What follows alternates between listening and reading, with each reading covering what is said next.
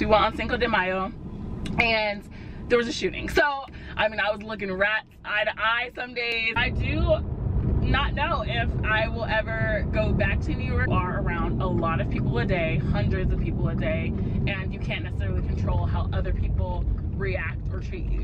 Total, not counting really like this month and the extra money that I will make, I am at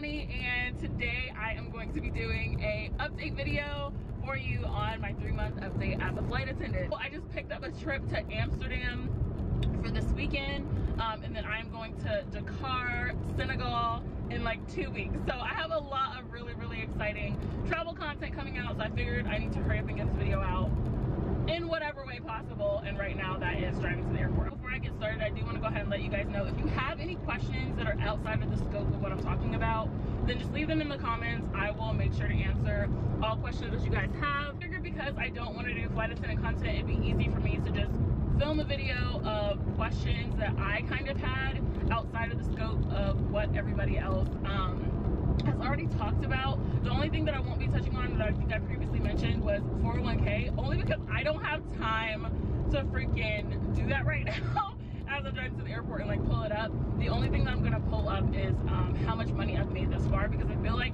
a lot of people want to know how it is being a flight attendant and how much you're getting paid, especially with the company that I work for. A rough estimate, and when I say that, it is my exact, but I also pick up, I switch out for internationals, I switch out for high time turns, so your check might not look like my check. So take this in mind, that this is not gonna be what it's like for every single flight attendant.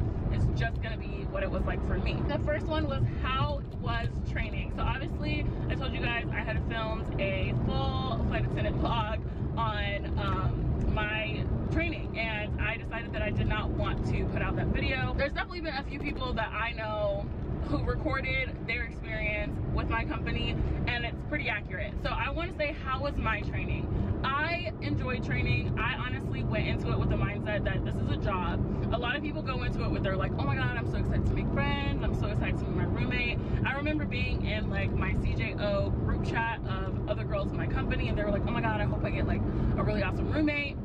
And that was kind of like their main focus on, or not main focus, but it was one of the things that were important to them going into training. I was not that way. I mean, I hope that I had a roommate that I did not have, you know, a bunch of issues with or drama or anything like that. That was kind of like my only focus. But going into training, I literally was there to do the training and get gone. Like, it wasn't about the enjoyment for me. And I know that sounds like so opposite what everybody else is like talking about, because they're showing their like full experience.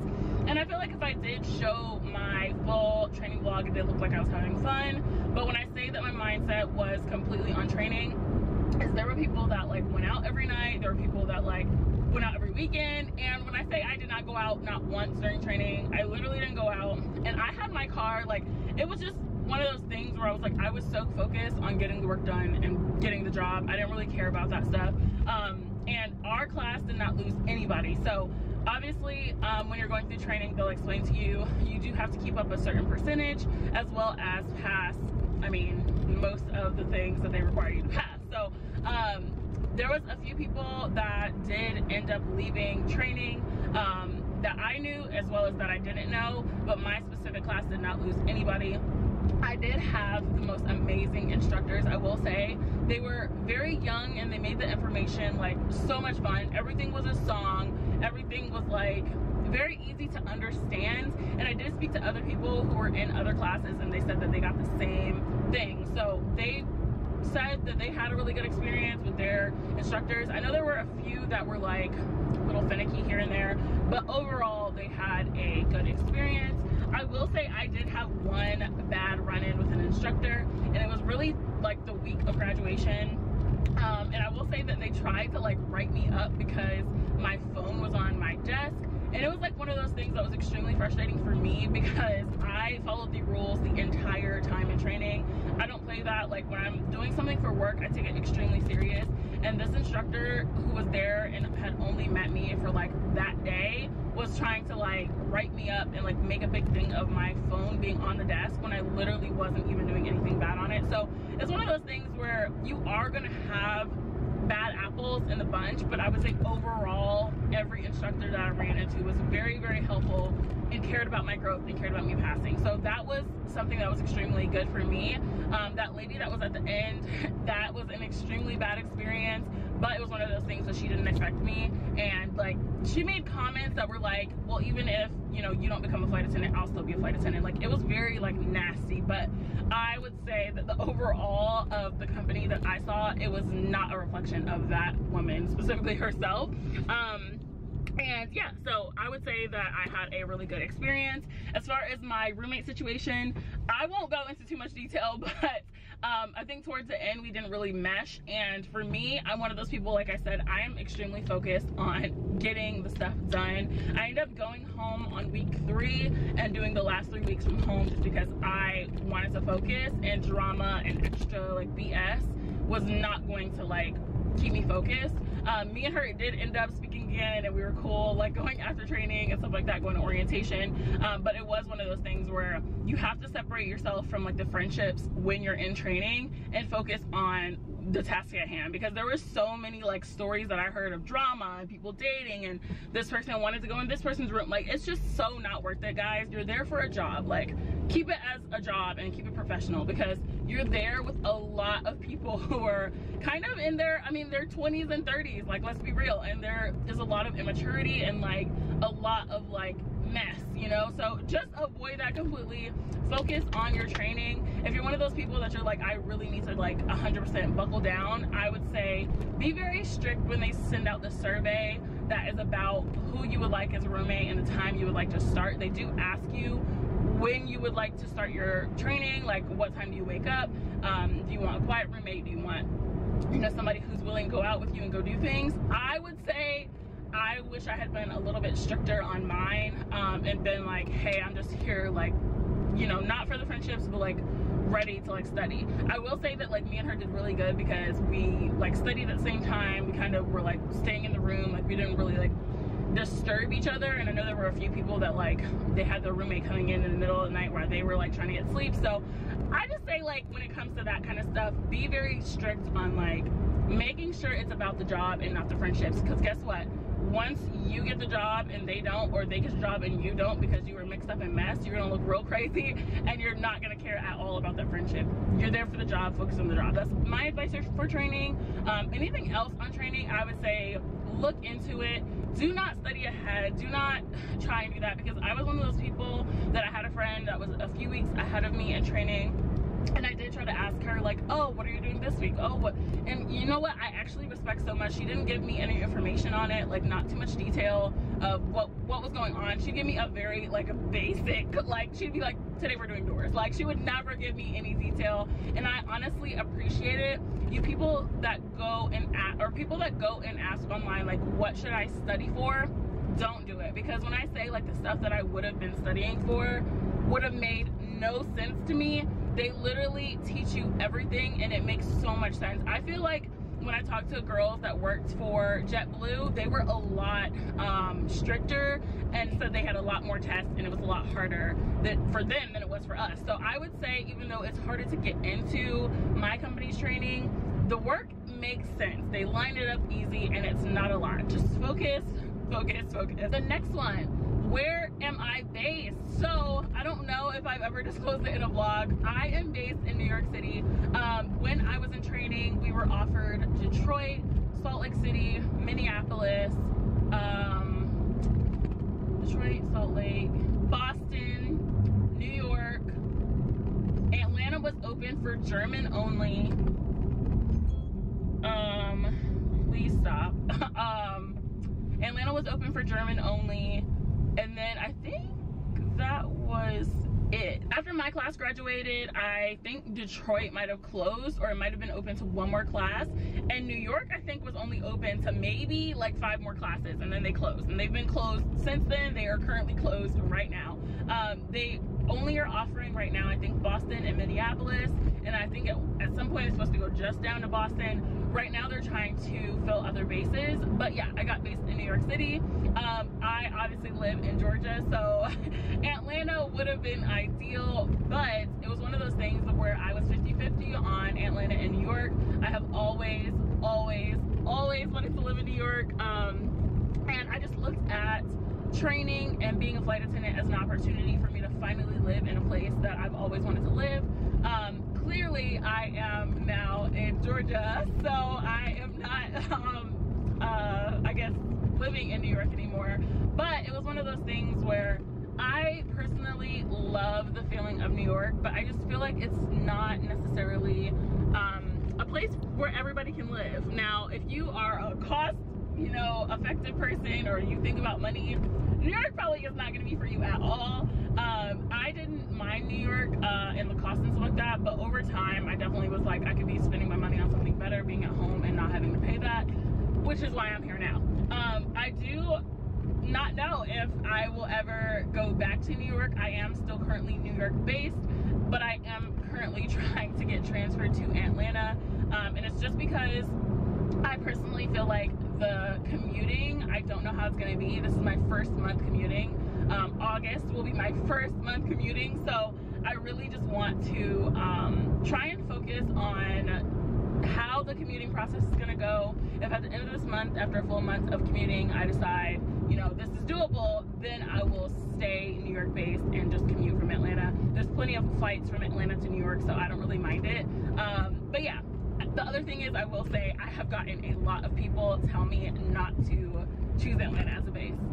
I'm just gonna leave it at that. I personally am like, the things that they told me are gonna be the reason I won't like it. I'm like, we'll balance out because I'll be able to focus on my business here. I think I talked to you guys previously about the fact that I really want to launch my business. I've been trying to launch since February 22nd of this year, 2022. It was 2/22/22 was my business launch date. That is still my business launch date and my business established date, but I have not launched my business. So I figured being back here in Georgia, it would just be so much easier for me to be able to work on my business, and that outweighs not being in the base that has more international trips and stuff like that. I am still picking up, obviously you guys see, I would love to, you know, stay doing all these internationals because it's gonna give me all my travel content that I want to film for you guys. But I don't know, I just have to see what fits with my lifestyle, and I might, you know, commute, stay 3 months and go back. I don't know, but as of right now, I am New York based, but moved back to Atlanta, but I was based in New York. And then the other question that I wanted to answer was, how did I find my crash pad, and how much was I paying? So my crash pad, both me and my mom were looking. You can find crash pads anywhere. New York, they post them on Craigslist. They have websites for them. There's even roommate sites, which personally I feel like I wish I had done a lot more research on like a roommate site versus a crash pad, because I probably would have loved that a little bit more. But I paid $500 for my crash pad. My mom ended up finding it, and it was on one of the crash pad websites. I think it was like Crashpad Finder or something. I don't really remember. Actually, I probably can look at our text messages. Like, having trouble finding it because me and my mom send each other so many TikToks. Okay, so my mom found the crash pad on crashpadscentral.com, and I only know that because she sent me a link to it. But there was also so many other websites. There was like Roomies, where you could find like a rent a room in somebody else's apartment situation, which is where I found one, but it was a little bit more expensive. You're looking at like $600 to $800. But I feel like if you're going into New York and you want a more private setting, I feel like it would be better. When I first got to my crash pad, I paid $400 for my rent, and it was me and another girl in the room. After a while staying in the crash pad, I was making a little bit more money. Somebody had moved out of the single room that was just a bed by herself, and so I ended up going to that room for $500. That was worth it for me because I had my own space, and to be honest, it was the happiest that I was in my crash pad. As an only child, I personally would have loved a room by myself, so I got a room by myself and ended up being a lot happier in the room by myself. And just not having to like be on all the time. Like as a flight attendant, you're going to have to be on majority of the time, and so when I'm at home, I don't want to have to like entertain or talk to someone else. And that sounds so bad, but I'm one of those people that I just need to be like in silence and just, you know, and you don't always get that if you have a roommate situation. So that would be my advice, is look at all your options, see what you can afford. But there were definitely a lot of affordable options. I found so many options in New York that were under $1,000. So if you're one of those people that you want to move to your base, I honestly feel like New York wasn't that bad, but just keep in mind the cost is very different if you're from somewhere like Georgia. I mean, Georgia is even a little bit more expensive than probably like Kentucky. But if you're thinking like, I am worried about cost of things, then I don't know that New York would be the ideal place for the long term. Like for me, I was able to come back home, buy groceries, and like go back up with my groceries. But in Georgia, a bag of like hot Cheetos is $2. In New York, it was $5. So it was one of those things where it's like you really have to like see how this works. Like Capri Suns here are like, I think $3 for like a pack of Capri Suns, and there they were like $6 or $7. And I feel like it was a lot of like the more packaged foods versus like fresh food that was a lot more expensive. So that's all I have to say on like the crash pad situation. But yeah, I was New York based. I'm still New York based. I was living in New York. I am currently living in Georgia. And I still have like friends and like people that I, you know, dated and stuff that live in New York. So I didn't feel necessarily like lonely, but I will say that if you are one of those people that you don't have, you know, friends there, or you're worried about like not having anybody in the area, one, that's something you may have to adapt to as a flight attendant anyway, but it is something that like I kind of had a little bit of balance of because I knew people in the state. So I definitely, like, my first week was already hanging out with people that I knew, like going out, and then I ended up making friends with people on my crash pad, ended up going out. So it's just one of those places. Also, New York is one of those places you have to be very aware of your surroundings. When I lived in New York, the first time I went out, I think it was day 1 or day 2, we went to Domino Park, which is a really, really nice park in New York, and it's right on the water, and they have this amazing like taco place. We went on Cinco de Mayo, and there was a shooting. So I mean, it's one of those things where it's like, I'm from Atlanta, I was born here, I live in Gwinnett now, but it's like one of those things where it's like you have to still be one of those people that can handle New York. New York is not for the weak. I mean, I was looking rats eye to eye some days in the subways when I decided to take subway. But yeah, it's definitely a big cost.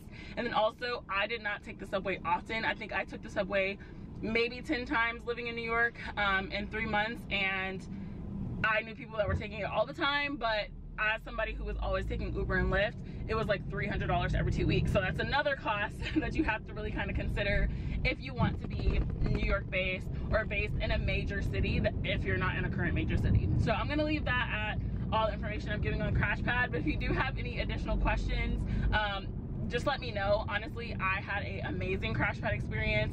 I did not have one of those like horror stories of a Crashpad. There were definitely some things that happened, but it was not like insane.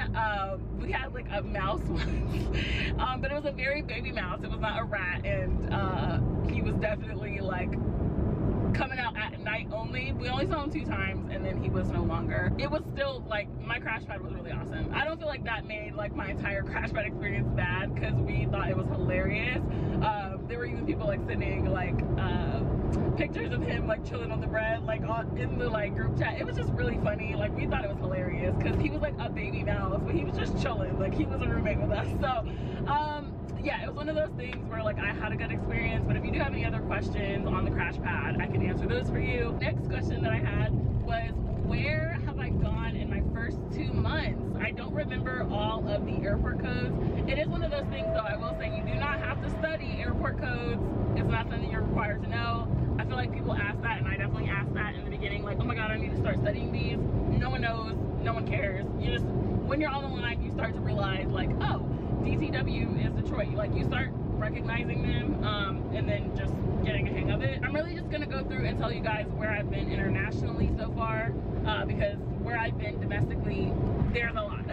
And also I post all the time on Instagram. Right now I'm currently deactivated, but I plan on reactivating before my trip to Amsterdam, which is this weekend. So if you don't follow me on Instagram, follow me on Instagram, Nani Kareem. I post all the time, all of my layovers, and you're likely gonna see my layover before it ever ends up on YouTube. So yeah, I also post a lot of my domestic trips. Like when I went to Philly, I posted like my Philly cheesesteak. I posted like me going to like the Bean.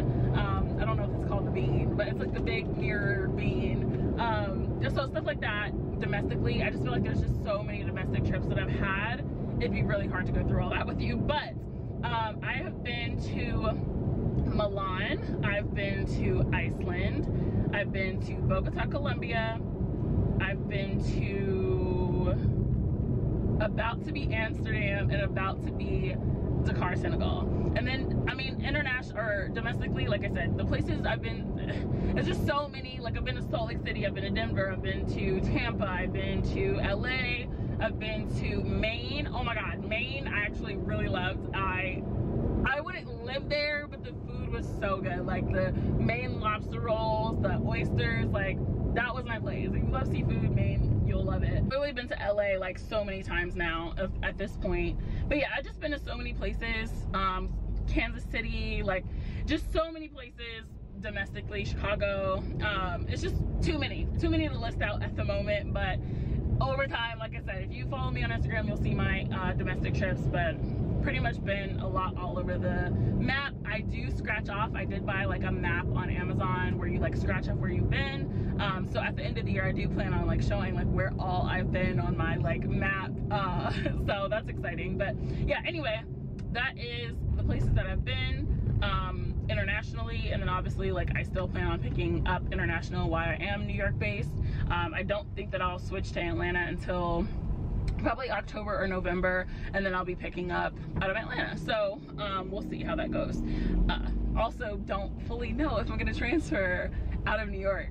That's one of those things that like I have a pro and con list. We're deciding, but yeah, that's where I've gone in the first 2 months.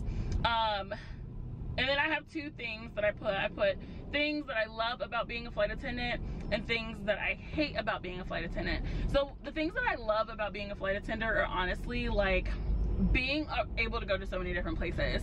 I feel like it's one of the reasons why I became a flight attendant. I was working a corporate job. I was actually making probably more money at the time than I worked as a flight attendant, and it's just one of those things where it's like I was working this job, but I'm working 12-hour days. I get, you know, 2 days on the weekend, but then you get all the stuff that you haven't done during the week done, and then you don't really get any time for yourself. It was impossible to even like go on a date or do anything because it was just either I was exhausted or I was working, and the money was great, but I'm like, I am in my 20s. Like, am I going to spend my entire life, you know, sitting behind a desk? Like, I enjoyed my job. I loved my coworkers at my last job. They were amazing. Like, some of those people, I'm like, damn, like I really wish that we could have stayed like talking or cool, whatever.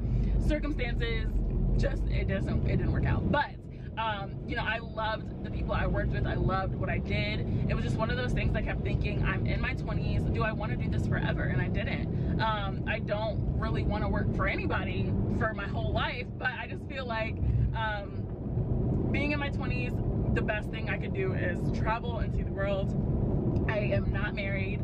I don't have kids. I don't even have a boyfriend. So it's like one of those things where there was nothing holding me down at that place. Like, there was nothing holding me down in the world. And so to become a flight attendant and now to be in a different state, some days I wake up and I'm like, I don't even know where I am. Like, I don't even know what state I'm in or what time it is or anything. And it's just one of those things that I love, because if you are tired of doing the same thing every day, it is so refreshing to be in a different state every day, to be able to eat at a different restaurant every day. You don't have to be, you know, eating the same food you've eaten for, you know, 20 years. So it's just one of those things where I feel like it gave me a whole new like freedom and aspect, and it's exciting to know, especially domestically, I could literally on a day off go to the airport and go anywhere in the US and not have to pay a dime, you know what I mean, and go see something and experience something I haven't experienced. So that is like my number one like favorite thing about being a flight attendant. I guess what comes with that is like probably a crazy sleep schedule, which I'll still put in there for later. But the way that I guess have adjusted to my sleep schedule is I go to sleep. I mean, it's one of those things that like, if I'm tired, I literally was in LA for 4th of July. I was exhausted. I wasn't having a good day. I went to sleep. Like, you don't have to see everything. You don't have to experience everything. Go to bed when you're tired. When I was in Milan, the first thing I did was go to sleep for like 4 hours before we went to go see the Last Supper painting. It's just one of those things where it's like you really have to like get your rest when you can. But yeah, it's one of my favorite things about being a flight attendant. It's just experiencing so many different things. And I also just feel like with me not being married, not having kids and stuff like that, I'll get to experience so much by the time that I have those experiences of being a mom and being a wife, to be like, oh, you know, I am settled now, but I have been to Milan and Iceland and all these places that I can tell my kids about, as well as they'll have those benefits of my husband and my kid having flight benefits and being able to see the world with me one day. So that's my favorite thing about being a flight attendant. I haven't traveled yet with my family or friends. Both my parents have flight benefits for free as well, and then my best friend has my companion pass, which she gets to fly for free. If you don't know, your parents, your kids fly free, and then you get like a companion pass for one person, and you can change it out every year. So yeah, I haven't really traveled with anybody yet that I personally like know, like family and friends and stuff like that, but I just have, you know, enjoyed the experiences by myself so far. But that is my favorite thing about being a flight attendant. And some of the things that I hate about being a flight attendant, it's honestly, it's me being nitpicky, but sometimes it's the people. There are people that will come on and their intent feels like it is to ruin your day, or just like say something like extremely rude. But I'm one of those people that I will just walk away, you know what I mean? Like if somebody's like going off, or like not like directly talking to me, like asking me for something, but they're just venting, but they want me to hear it, I will just go and like walk to the galley or go somewhere, you know, because you don't have to sit there and take it.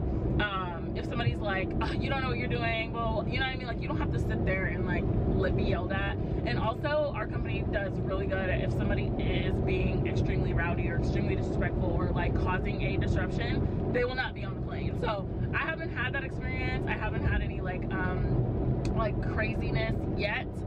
So I don't know, it's just sometimes the people and that kind of thing. And then I guess not being able to see my family.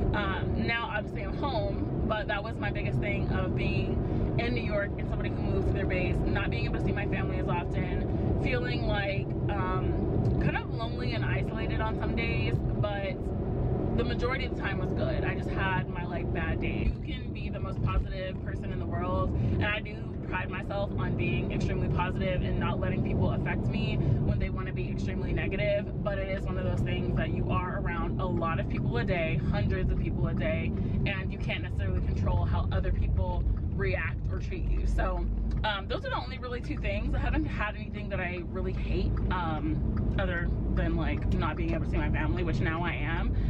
But I love this job, and we'll see how it is. It's only 3 months, so we'll see how I feel like a year from now if you guys want like a year update. But that is how I feel in the current moment.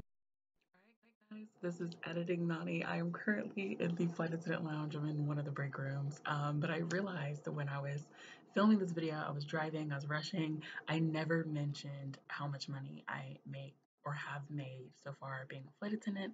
And I was sitting in the lounge and I was in the quiet room and I was like, okay, let me go in here and calculate this really quick and get this information out for you guys, because I know this is what a lot of people want to know. So I want to let you guys know I did my training on starting March 29th of 2022. So that was my very first day of training, or I think it was March 21st actually, March 21st, I believe. So I'm going to go by each month how much money I made. This is going to be pre-tax, and then the total amount of money that I've made thus far in about 5-ish months. So in the month of March, I made $616.30. In the month of April, I made $15,000, or not $15,000, Lord Jesus, I wish. $1,540, so $1,540.75. The month of May, I made $4,274.58. And mind you, May was the first month that I worked a schedule. May 4th was the first day I worked a schedule. June, I made $5,869.31. July, which was the best month ever, work holidays, guys, I made $6,161.10, which was my best month. I worked holidays, I worked international. That was just a really, really good month for me. And then right now it is August the 6th. I'm obviously, my videos are kind of out of order right now. My next video will be my Bogota vlog, and then we should be caught up. Yeah, we should be caught up after that. But yeah, so August, I am set to make right now $4,601.86. But that number right now, when you get your A days or your reserve days, which we get 6 a month if you're a junior, you get the minimum amount of money. So like pretty much like right now I don't have a schedule for those days, so it's just giving me my minimum, and it's always more than that. I always end up working like 16, 18 hours on those days, so it's not calculating that. So realistically, this number is probably going to be closer to $6,000 because right now it's only $400 away. So yeah, right now, total, not counting really like this month and the extra money that I will make, I am at $23,063.90. So if that gives you guys any sort of idea, I will say those big months of June and July, I mean, they're more than 11,000 pretty much by itself, almost 12. In those couple months, I barely had days off, and it was not the schedule that they allotted me. I chose to waive some rules, a lot of like sleep rules, rest rules, breaks that I normally would get. I worked almost every day with a day off here or there, which was my choice, but it was very, very, very much worth the money when you had gone months without money. And then this month in August, I have not picked up anything. So that's why I went from making, 61 in July, and this month is only set to hit probably mid fives, possibly close to 6, but I think it's truly because I'm taking a break. I legit had 5 days off last week and 4 days off this week, so I'm really just catching up with my rest because I don't want to burn out. But yeah, that's how much money I've made this far. So back to the video. Hey guys, and the last question that I gave that I was going to answer was my advice for new flight attendants. This is perfect because I literally had 15 minutes till I'm at the airport, and then I can edit this on the plane and be good. So my advice for new flight attendants, I will say if you're in the CJO phase, you've already gotten your CJO, you're getting ready for training, it is to have a savings. Honestly, I was one of those people, I did not have a bunch saved up. I did not really have any money saved up, but I pulled out my company 401k from my previous job prior to quitting. Now, I did quit in January, and I was expecting right after my CJO to be able to get a training date. That did not happen. I did not get a training date until months later, and I got a training date in March after calling like crazy. So it is one of those things where if you don't have money saved, make sure it's saved, because you will not survive if you don't have money saved. And I also feel like make sure your bills are paid up. I've actually heard a lot of people give that advice, to make sure that you pay your bills for the months while you're in training so you don't have to worry about it. I honestly feel like that is a really, really, really good idea. If you guys have an idea of how much money you spend per month on your bills, if you don't, write it down and make sure that you have that amount of money while you're in training. But also for the transition of whether you're going to commute or whether you're going to get a crash pad, the costs do go up. You are traveling a lot more. You do require a lot of expenses. You do have to buy a certain luggage. So there are just certain things that you have to kind of be prepared for. A lot of new hair products, because hair restrictions and makeup restrictions are a little bit stricter. Making sure your nails are done, like those kind of things, you just need to make sure, as I'm talking with my nails not done. But yeah, so just make sure that you think about those expenses when you are going into being a flight attendant. Like I said, I had $7,000 for my 401k, and even at month 3 when training started, I might have had money for the first few weeks in training, and then I had the support of my family. So money. That is the biggest thing. It is not like other companies. You do get paid at my company while you're in training, but it's one of those things where it's like you still need to have money because you're not going to survive on bare minimum. So that's my advice if you've gotten your CJO. My advice if you are wanting to apply to be a flight attendant or getting ready to be a flight attendant and going into the interview or whatever, my biggest thing, you know what, when I watched, you know, videos on advice and things to do and people were like, be yourself, I was just like, that's the wackest answer ever. That doesn't help me at all. But legit, when they say be yourself, what they mean is do not be fake or come off like not yourself. I will give an example. There was a lady that was in my training class and she was not super smiley and like, you know, like how I am. Like she's not like that. Like she was just straight up real, like, but super professional, and like she would smile sometimes, but she was not a like super bubbly smiley person, you know what I mean? Like, and she got the job and she graduated and she is now a flight attendant. It's one of those things where it's like you don't have to be like on 10, because there were some people that like even during my interview were like, you know, being extremely bubbly but cutting people off, or just being, it came off kind of fake. It's just like one of those things when they say be yourself, they're meaning like don't do the most. Like if you're yourself, like for me, example how I'm talking right now, if you're like, I love this company, you know, I really want to work here, I've always been a person who wants to work here, these are the things I admire, these are the values I admire about the company, you can say it like that without being like, I love this company, it's amazing, you know, like it's, because that's so fake, you know what I mean? Like, and they can read it. Like there are other flight attendants that are doing the interviews, they're the ones doing the interviews, so you know when somebody's being fake. Like if I was in the interview and I saw that, I'd be like, you are not being genuine. And if you want the job, you can be your genuine self and get the job, is what I'm saying. So that would be my advice going into it. And my other advice would be to go online, and there's like Glassdoor, there's a bunch of like websites where you can see the applications, where you can see what the benefits are, you can see like so much information about the job.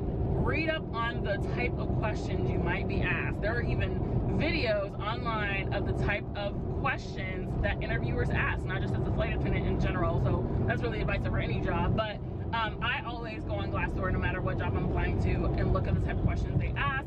And if you're not a person who is really good at like interview questions, start thinking about it. Like if somebody's like, when was the time that, you know, this type of situation happened, and you don't have one off the top of your head, and then you're sitting here like, yeah, you can have it without like creating a fake situation, but it just makes it move a lot smoother. They don't like, especially like that, it's not something I'm allowed to do. You're not allowed to give out interview questions, but some people who haven't gotten the job have put the questions out there, so that's on them, but the information's out there. But also they don't like it because if they don't want you like memorizing it and then coming off like a robot, they want you to genuinely answer. Just read up on the type of things you might be asked, and then think about a situation that might have happened. Don't memorize the whole like script in your head of like what you're gonna say. Just think about like, hey, this is a situation that happened, I can use this situation as an example. It just makes it go so much smoother because of the fact that it's like you're more prepared, is what I'll say. And then the other last final thing that I'll say about if you are getting ready for the interview process, please follow what they ask you to wear to your interview. I will say there was one person in my CJO group who got the job that was wearing a royal blue like frilly type dress. The dress was gorgeous, they were trans, they looked amazing to be honest, but it was one of those things where that was a one person isolated situation. Everyone else in that room was wearing black and white. So it's one of those things where it's like, please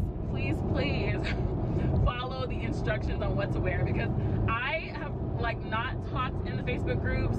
I do think the Facebook groups can be helpful if you have certain questions. Like I was able to see like what bases are going to be open for my specific class, or what type of, you know, uniforms or things that we need for training, because you do have to wear a certain thing while you're in training.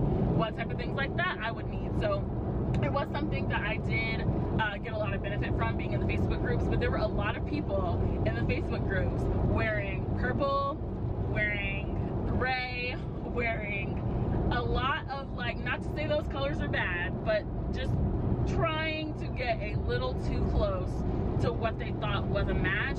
There were also a lot of people that were like in really crazy colors, like yellow and orange, and just, I mean, and they were like, oh, I want to wear this so I stand out. They literally will send you a document. Sorry guys, I'm riding through one of those tunnels. They will literally send you a document that says, do not try and stand out, wear the colors we told you, and people will still wear the other color to try and stand out. Now I will say, because a lot of people in the Facebook groups love to comment, they were like, well, I got the job and I wore red, or I got the job and that is not for everybody. Like, I just want to say, like, I don't know if it's going to be the reason why you don't get the job or do get the job. Like, you might wear freaking neon orange and you might get the job. That's not to say like that's gonna be everybody. So I really want, I guess, not to like control what people wear, but it's like they literally send it out to you for a reason. I just feel like, why let that be an option of why you won't get the job because you wanted to like break the rules and do your own thing when that was not what they specifically told you. So that'd be my advice. Look up, you know, professional outfits, or look up, you know, business casual outfits on Pinterest. Really not even business casual, more like business, but look up that kind of information so that way you can know kind of how you should be dressing or how you should look. Because I just feel like that's something that was really important. This is the first time that they're going to be seeing you. It's going to be your first impression. And I will say, like, I've done the interview 2 times before I got the job, and I knew exactly what I did wrong on that first go. It's one of those things that I knew exactly what I did wrong on the first go round. But like I said, just follow the rules. Don't let that be the reason you don't get the job. Yes, you probably can wear a crazy color and still get the job because you could be the exception to the rule, but try not to do that. Make sure your hair is fully pulled back. That's another thing, is that some people want to come with the long hair and think, I just feel like come in your most professional way possible. If you know uniform guidelines for other companies on hair, on earrings, stuff like that, make sure that you go into the interview with studs in your ear, with your hair pulled back in a bun, things that you know are the norm. I would suggest. I did that. I got the job. I am just saying the thing that I would suggest. And then the last thing I will say, because I just thought about it when I said that I did not get the job the previous time, I cannot say the exact thing without giving too much information that could get me in trouble. But I will say, if you are in a group setting, guys, you're in a group setting, you're gonna be with other people, it's not just gonna be you. Try not to, one, talk over other people and be rude, but also, and I'm not saying that's what I did, I'm just saying that's something too, because people did that, but also be a team player. That is like the only hint I can give you, is be a team player. And when I say that, I mean your first impression, if you were to meet somebody and they were to say like, oh, you're gonna be in this group with these people, and then that person is bossing everybody around or taking, you know, everything into their own because they're like, I want to show that I'm a leader. How is that person gonna come across? They're gonna come across bossy, and they're gonna come across like they don't work well in a group. So that is my biggest advice. I think that's the thing that I personally did wrong on my first interview, was not being 100% a team player, because I am a very independent person, and I was focused on like showing, you know, I can do it. And, you know, in a group, I'm the person that like pay attention to me, and it's because I've done a lot of like reality show castings and stuff like that, and in those group interviews you have to make sure that you look like the big ball of energy, the big personable one, but in a business setting that comes off very, very unprofessional, and it comes off like you don't work well in groups. One more thing I wanted to address on this, I was talking about how you want to be in an interview, and I completely forgot about speaking on if you've been with a previous airline. I have heard a lot of things about you know, flight attendants who go and were already with the previous airline, they're like, I have the experience, I don't understand why I didn't get it. And I feel like a big part of that is a lot of people who come from other airlines come in very cocky and very like, I already have this because I know what I'm doing. And I feel like in this job, specifically with this company, I've noticed they want people that they can mold.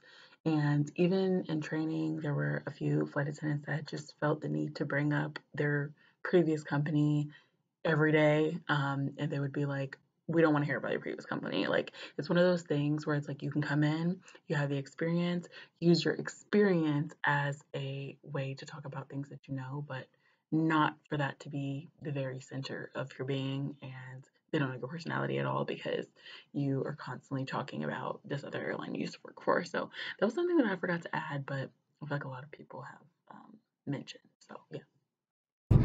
So I would just say that's my advice. Once you do the interview, you will know exactly what I'm talking about with that hint. But that's really all I can give you guys. So that is my updates for 3 months as a flight attendant.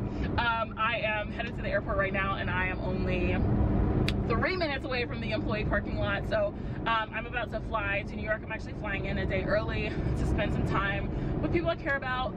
So I'm, you know, going in a day early, and then I fly on Friday. But yeah, I have enjoyed being a flight attendant. I've enjoyed just my experience so far. I have not really had any complaints or anything bad. I just realized my badge is in my trunk, and I have to get that to be able to park in this parking lot. But anyway, guys, yeah, I have loved the job. It's been amazing. I don't have any complaints. I think I answered everything that I wanted to answer. If you guys have any personal questions or any additional questions about being a flight attendant, or you know, my training, or anything about being a flight attendant, comment it down below. Like I said, I will not be doing flight attendant content. I will not be doing a video on how to get the job. This is the best information I could give you. I feel like there's so much information out there. If you want like a full breakdown of what you should wear to the interview, how to get the job, those type of questions, that's just not the type of content that I plan on doing. But I love you guys, and I hope you guys have an amazing day, and I am gonna hurry up and go get on this employee shuttle so I can